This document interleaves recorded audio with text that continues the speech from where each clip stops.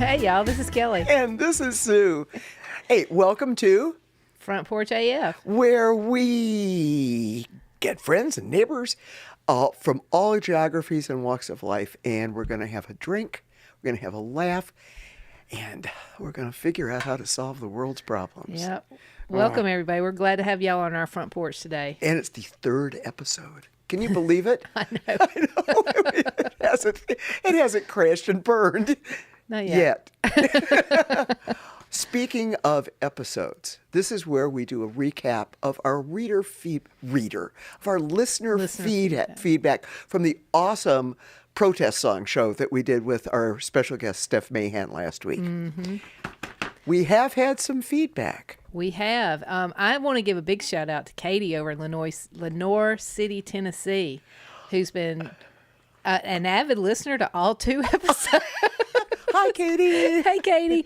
She's already added like 3 or 4 or maybe 5 new songs of modern artists of these modern protest songs. So, again, I think we said this last time, a lot of this new protest music relies on us supporting them.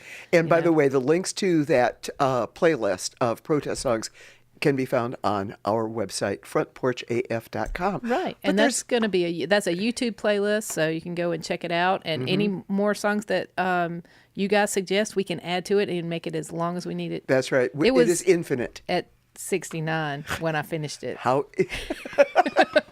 Moving on, Okay. There seemed to be a little bit more listener feedback from our protest song show. So I will bow to popular demand. Thank you, everybody who suggested it. And I will not sing anymore. I won't sing any less, but I won't sing anymore. Oh, that's such an old joke. I'm sorry. Unless we need it. Unless we need it. And what? Okay, Kelly. All right. Drinks of the day. All right. No, I am not drinking because it's a little early. I'm not drinking a vodka gimlet, but I am having a tasty mimosa. Oh, cheers. Cheers. Nice. Yeah. And what about you? Well, here's the deal, Sue. You creature of habit, you. Exactly. Right. Like, it's so unlikely that I'm not going to be drinking a Miller Lite. I mean, occasionally I'm going to have my big girl drink.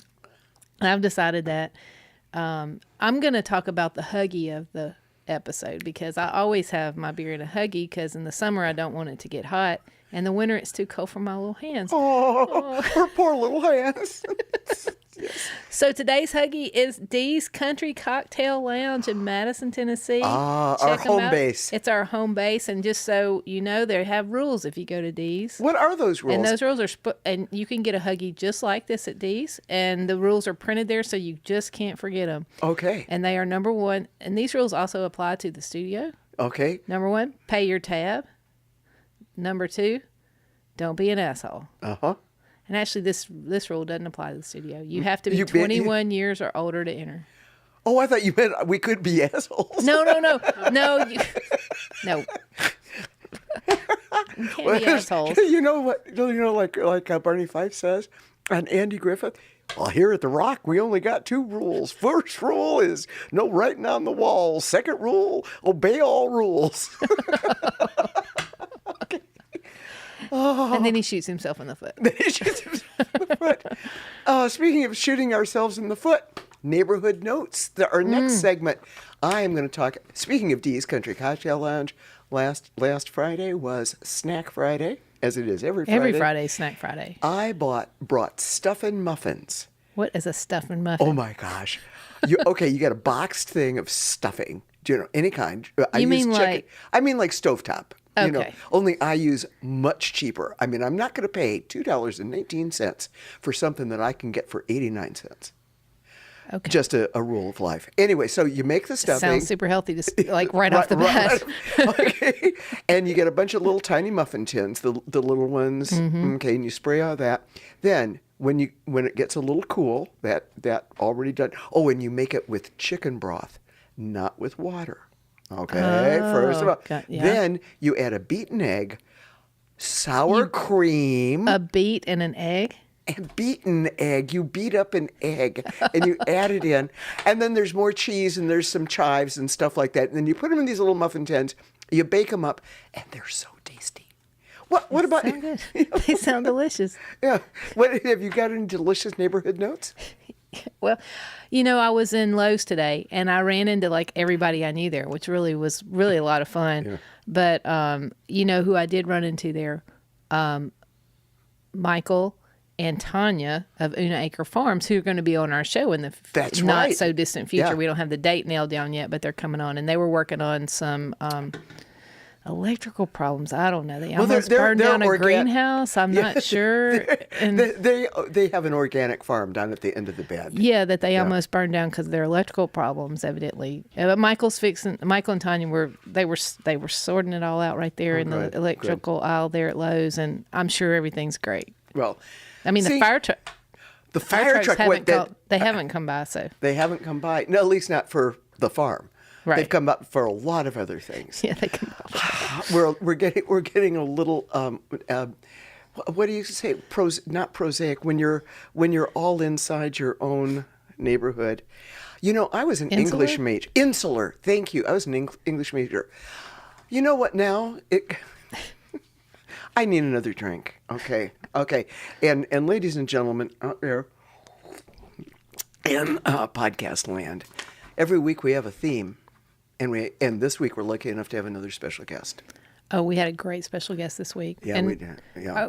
And our theme, don't call us. We'll call you Communicating Effectively with Lawmakers. Now, We weren't arrested. no, we weren't. But now, the first thing, a lot of people don't even know how to find contact information. And I'm not talking about the president, your senators, Congress. We're talking about your state legislatures, your state senators, and even your local council people, whatever kind of form of municipal government you have. There are different ways to contact them. Locally, and I think this is what trips people up more than anything, is how to find local and state people. Right, and those are the ones that make absolutely the most difference in All your day-to-day all life. politics is local, and these are the people who really respond. Because they're on a much closer playing field with you.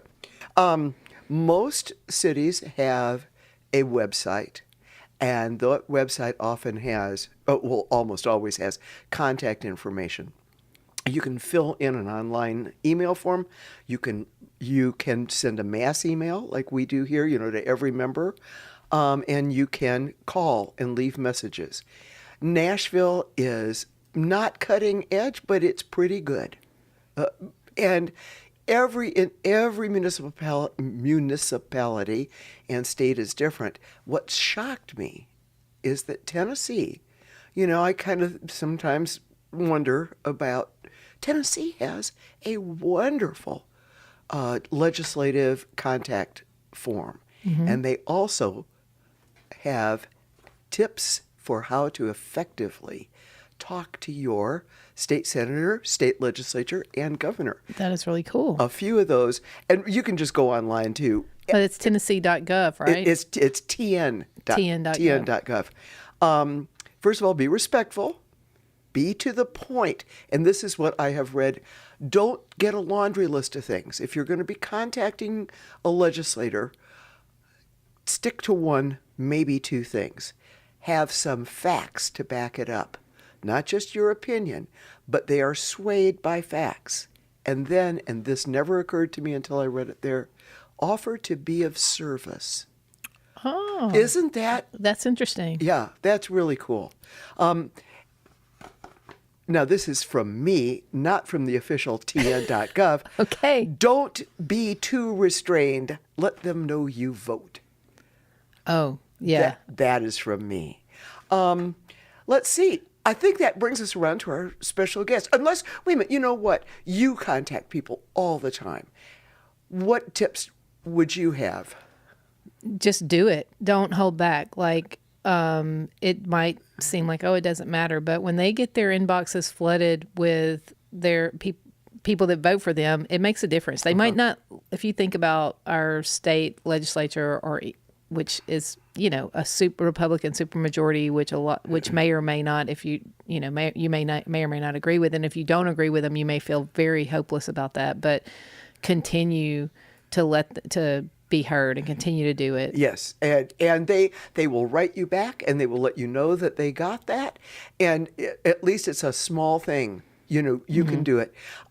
That means that's going to bring us to our very special guest, Tanya Hancock, who is our representative, who is our council member on the Metro Davidson County City Council. We recorded this earlier this week at Madtown Coffee around the corner from us. And they were so gracious. Oh, man. Put us in a quiet corner. Turn the music down. And besides, we got to drink some coffee. Oh, yeah. All right. So listen, without further ado, we're going to take you in the Wayback Machine to our conversation a couple of days ago with Tanya Hancock. Hey, today we have with us a really special guest, Nashville Metro Council member Tanya Hancock, who is our woman on the inside that's lawmaking for this episode. Tanya is our neighbor, Kelly's and my neighbor on the Bend, and she is in her second term on the Nashville Metro Council, where she serves on the, correct me if I've got this wrong, Arts, Parks, Libraries, and Entertainment Committee, and the Government Operations and Regulations Committee, which you formally chair, right? Great. We are catching up with her after one of her monthly Talk with Tanya constituent meetings here at Madtown Coffee in the heart of downtown Madison. Thank you so much for joining us on Front Porch. Tanya, welcome.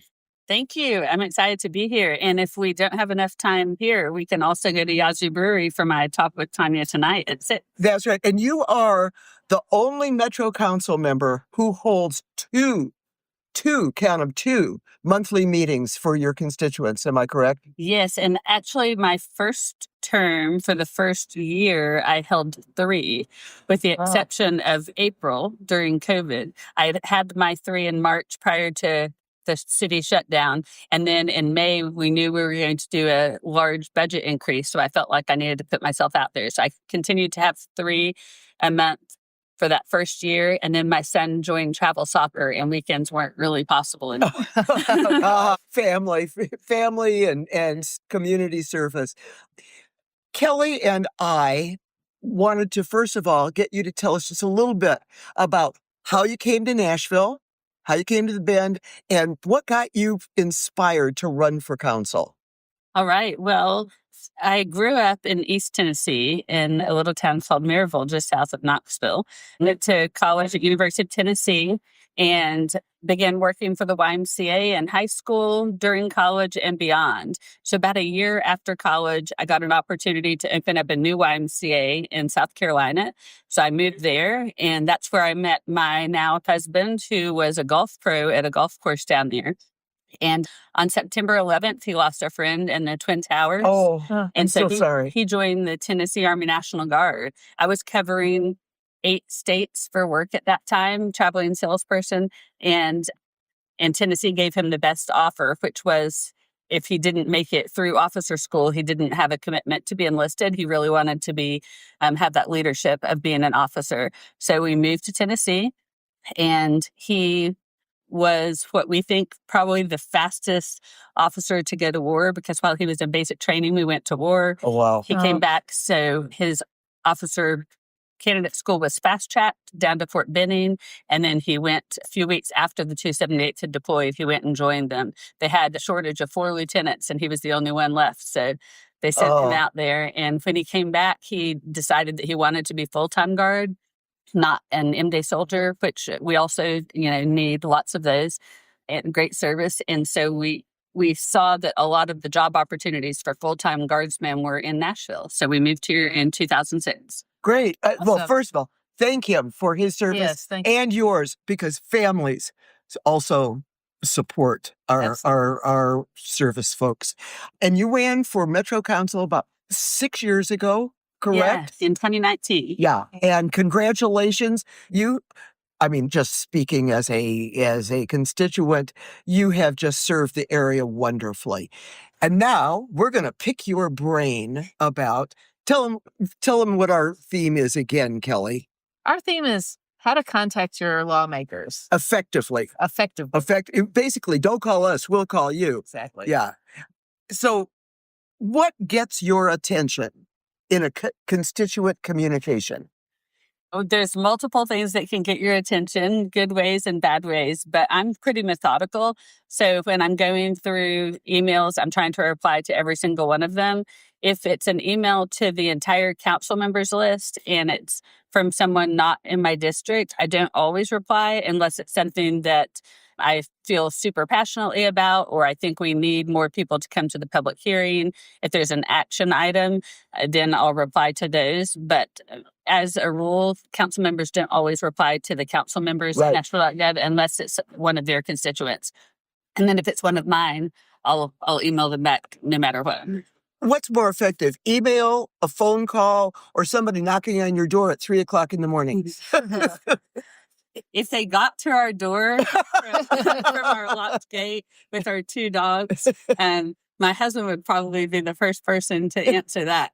But we haven't had that experience. That's good. That's Yeah. good. Well, I live right down the street, so I'll wear a vest, a reflective vest when I come and knock on your door at 3:00 in the morning. Nice. And let me know how you get over the fence. Yeah. Okay. Well, I'll have video in that part. Oh, good. Email or phone calls?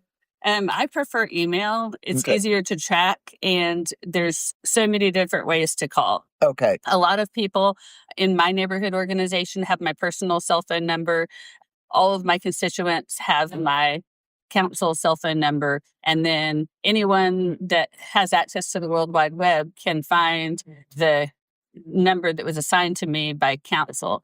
Those voicemails land in my email box. Oh, cool. Yeah. Oh, And, cool. So there's a written record of a constituent communication, even if they call. It's not as smart as iPhone Oh, voicemail. Like you can't read it.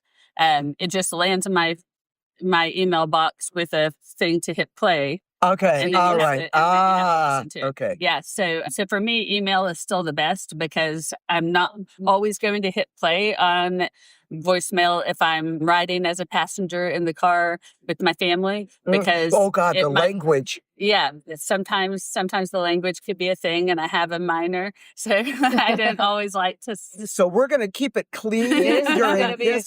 This is clean. At least for this segment. At least of for the this show. episode, yeah. What's a turnoff when somebody contacts you, when a constituent? What do you go? I don't know. Well, I mean, I think a lot of people have a preconceived notion about an elected official, and some people believe that the moment you get the votes to become an elected official, that you're all of a sudden a lifetime career politician and maybe crooked.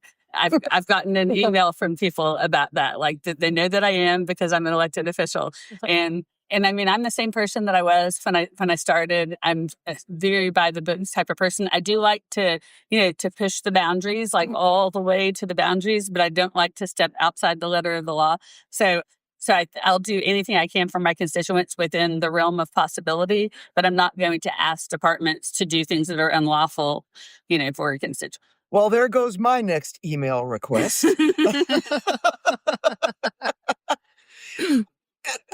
Jump in here anytime, Kelly, because I'm running roughshod over this. Yes, you are, but that's okay. Tanya, what works for people that want to make things happen in their communities? Our community, we've actually been successful, but in our hyper local area. But you serve more than just our little hyper local area. What really works for communities that want to organize and work with their council person and get things done?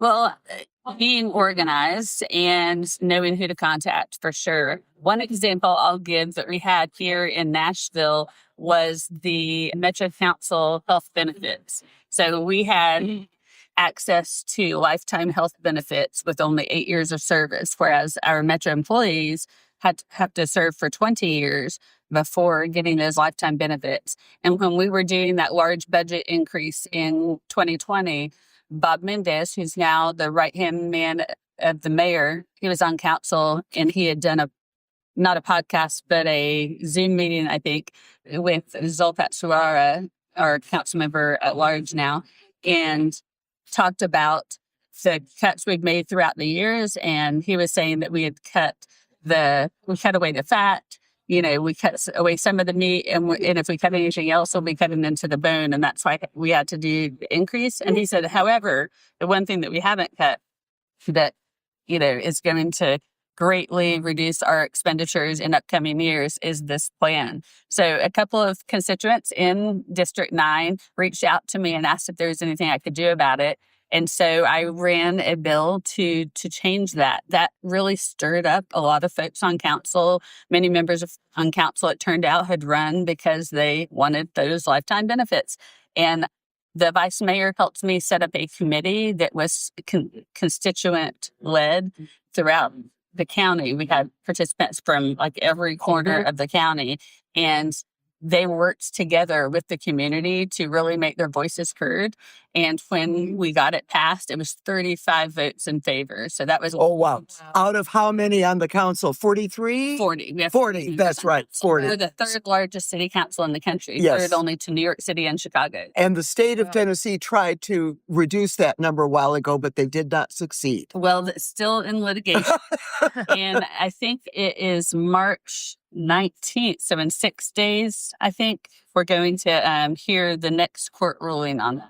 Okay. And we will, by the way, we are pre-taping this segment. So by the time it airs, we'll know the outcome. Hey, how many emails or phone calls do you get on a typical issue? Or what drives the biggest communication from your constituents? Anything, well, from my constituents or from the emails themselves? From the emails themselves. Okay. What's the hot button issue? So right now, the hot button issue is a proposal to move Metro Historic Zoning Commission to our Planning Commission. That's right. Yes. That touches on neighborhoods across the county, almost every single district in our 35 districts in Metro Nashville. So we're getting hundreds of emails about that. And previous to that, I think the hot button was FUSIS and LPRs. I'm sorry, who what? So LPRs is license plate readers, and it's Oh, it can help right. police, track down folks that had committed crimes or were suspected of committing crimes more quickly. The only way they can be tracked down due to due diligence by council from last term, we've really refined that tone, is if this license plate was reported as having participated in some criminal activity. So in other words, they had to have a reason. Yes. You can't just randomly run a license plate without having it reported in an actual incident. And then the FUSIS technology is technology that would allow an instant connection from those property owners that have voluntarily shared their camera footage with the MMPD. Right now, they voluntarily share it with them, but it's a 2 or 3 day process to get the footage to them. And FUSIS would allow them to be connected live so that if something happens, and it's only for those property owners that opt in, but if something happens, MMPD could instantly see it instead of waiting 2 or 3 days for the criminal to get farther away before they can see it. Both instances of big brotherism. Yeah. On that, I have a question about that. Is that going to be, it's going to be on an incident level monitoring of those cameras, right? It's not like they could always monitor the cameras. Right. Yeah. Incident per incident. It's only when incidents are reported that they that's great. grab the footage. But now they would have instant access if they wanted it. They have instant access if an incident has been reported. They can pull it. Yeah. By the way, speaking of... If it passes. Yeah. Speaking of that historical designation, you were talking... It affects us, too, because we're in conservation districts. Am I correct? Wait a minute. What is it called? Yeah, it's a conservation overlay. Currently there is a conservation overlay that has been proposed for the Marlin Meadows neighborhood, which is our neighborhood out on the bend. Yeah, and it affects about 300 homeowners there that have been advocating for this since 2022, and they would like to make sure that they can kind of influence the lawmakers and the Planning Commission and the Historic Zoning Commission to try to keep the look and feel of their neighborhood. And like, I love that neighborhood. It's oh God, so yeah, lush. we love our neighborhood. We It's like talked a about it before. 1950s, it's Uh-huh. a mid-century sort of neighborhood. Lots. Yeah. Anyway, we're really lucky to live there. Yeah, and we're lucky to have you as our Yes, council member and taking care of us. Like and this. thank you for being so generous with your time and your experience here on the front porch. AF. Is there anything that we haven't touched upon on constituent communications that you would like to make sure that we know? Well, if someone emails a council member and then they haven't gotten a response by the next day, and then they send another email and then another email, I don't know if that will help speed up the return process. It might actually slow it down. Because if you're like me, I like to go in a list. And if I see multiple ones from the same person, then I'll delete some of them. And what if I deleted the ones at the beginning and I'm still going to return your call, but you're farther down the list? So probably once is enough. It's kind of like when you call your doctor's office and they say, if you've already left a message, don't leave. Don't leave it. Okay, that's good to know. That's excellent. So, and again, thank you so much for dropping by our front porch. We'll be putting all sorts of things up. By the way, our coffee, our drink today is coffee because it's 8:00 in the morning and we can't have your margarita. But you've got a margarita recipe that you're going to share with us, and we're going to put it on our socials. Aren't we? Yes. right. And I have to chime in that I met Sue for the first time at another coffee shop in Madison. Yes. When I was doing these Talk to Tanya's during my campaign. And it was at the Tin Cup Yes. off of Larkin Springs. And you did a great job interviewing me then and Oh. asking me, what were my stances on multiple issues, because you were making sure you were making an informed choice when you were getting out there and voting. And I wish everyone did such a diligent job of interviewing the candidates. Oh, thank you. Oh. Thank you. And we just want you to get out and vote too. Anyway, let's clink our glasses together. And as we do, thank you, Tanya. Tanya. Cheers. Cheers. And we're back in the studio. Thank you once again to Tanya. Fascinating discussion.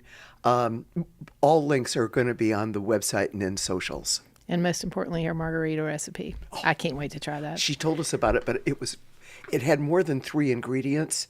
So I'm going to have Exactly. to admit that. But, talking about like our neighborhood notes today, I was going to Lowe's and come back and if you cut through on one of those Anderson Lane, there's all those speed cushions, and we've done that here. Just that's the perfect example of the community reaching out to their counselor and saying people are driving too fast, there's kids, there's school here, and that happened. Tanya's made that happen in multiple different streets right here around us, and I think that's just great. You can really make a difference. You can make a difference. And slowing down cars whose average speed was 67 miles an hour on Nawakwa. To that it saved a lot of lives. I will say that. Talking about taking action, after what Tanya said, that the speed bumps, well, we call them speed bumps, they're speed cushions is an excellent example. And your point about don't think that you can't make a difference. All it takes is just 10 seconds. No, not 10 seconds. No.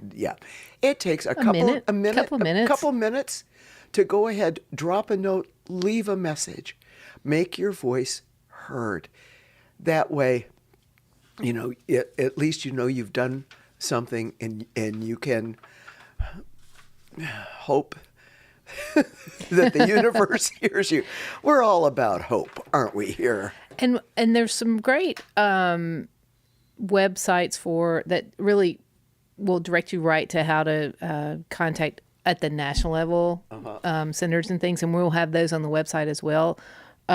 We actually have an upcoming show much farther down the line called Got a Minute? Save the World. Yeah. These are actions that you can do in 5 minutes or less. But we're putting that together for a little while down the road. Right. Oh, speaking of future shows, okay. I'm just going to I've got to turn it over to you because you've got the most exciting future show that's coming up next. Well, Sue, I'm super excited about this one, and we've introduced ourselves, but haven't talked a lot about what we do and I know in our your name is personal Kelly lives. and my name is Sue. And your name is Sue, but I'm a scientist. I've spent my whole entire career working toward help research with all different kinds of diseases, but infectious diseases and cancer. Cancer's been a major focus of my career, and that's all been made possible through biomedical research and NIH funding for biomedical research. And trained as a veterinary. I was trained as a veterinarian and then went from vet school to get a PhD and specialize in pathology. So I'm a veterinary pathologist. And when I finished that training, I went to work at St. Jude Children's Research Hospital first, and then I worked at Vanderbilt, and really making that connection of all the basic research we do with mice often or other comparative species to translate that to human diseases. And these are those transgender mice. These are the president was talking I've been about. working with transgender mice my whole life. And so the next show is super timely. I'm so excited. We're going to have Dr. Jean Wallace, who's the VP of Animal Research at Vanderbilt, and Dr. Ron Emerson, who is a really prominent scientist at VUMC, and he's going to come. They're going to come, and we're going to talk about, is it Mickey or Minnie? And what exactly is a transgenic mouse? Yeah, transgenic. It's not transgender, folks. It's transgenic. And the importance of that, and what breakthroughs have been made possible because of that. And I'm super excited about it because it's very personal for me, and it's something I've really dedicated my life to. And I just can't wait to bring it to the podcast. Of course, I went and read the bios of our guests. I'm going to need an interpreter. So you're going to have to dumb it down for me. Yeah. You have to dumb it down a lot for me. Listen, the old clock on the wall. Actually, it's the clock on the desk. We've got to put a picture of our clock that tells us how much time we're wasting. It's just the cutest little clock ever. So anyway, let's wrap up. Where can you find us? You can find us on any social media except Twitter. We don't do Twitter. Never Twitter. No. So Facebook, Instagram, Blue Sky, and then anywhere you get your podcast, check us out. Or they could go to our website, which is really cool and has all the links and fun stuff and photos. Yeah. Tell them again what that website is. Doc. www. I don't know. Do you have to use www No, you anymore? don't have to use that. Welcome to the 2010s. I mean, the 2020s. Anyway. It's frontporchaf.com.